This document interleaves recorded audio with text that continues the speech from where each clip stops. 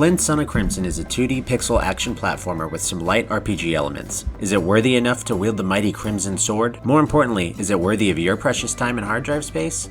They hurt my puppy, so I have to hurt them. There's a little bit more to it than that, but that's essentially the driving force of the story during the first hour of the game. I'm sure the stakes will get higher as the game continues, but it was actually refreshing to play a game where the main character isn't saving the world. He's just looking out for his goodest girl. Visually, I was reminded of the Wonder Boy series, which is certainly a good thing. The 2D pixel animation is some of the best I've ever seen, with large and expressive characters filled with detail. The enemies even have a little bit of attitude, as seen by this goblin's snicker after an attack.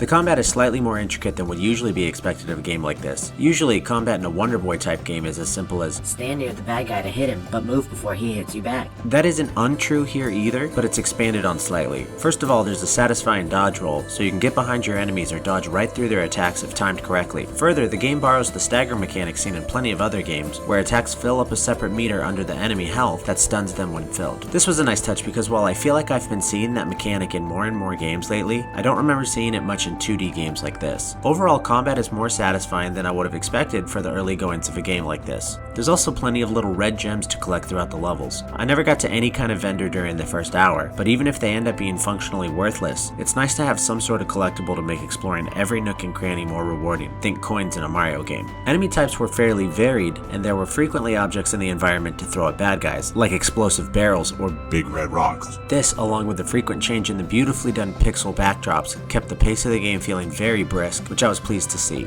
By the time I ended my session at an hour, I had already completed a section straight out of the Lost Woods from Zelda, and I had arrived at a snowy mountain location. The point is, the game keeps things moving along quite nicely. Honestly, this was a very straightforward review to write. Flynn, Son of Crimson doesn't seem like it will break a lot of new ground, but its execution seems immaculate so far. I can definitely see myself playing through the rest of the game to save my beloved giant puppy. If you aren't in the market for an old school 2D action platformer, this one certainly isn't for you. If you're open to it though, it's a well-made game with a lot of charm. With that in mind, I would say Flynn, Son of Crimson is probably worth your time and hard drive space. Thank you for watching.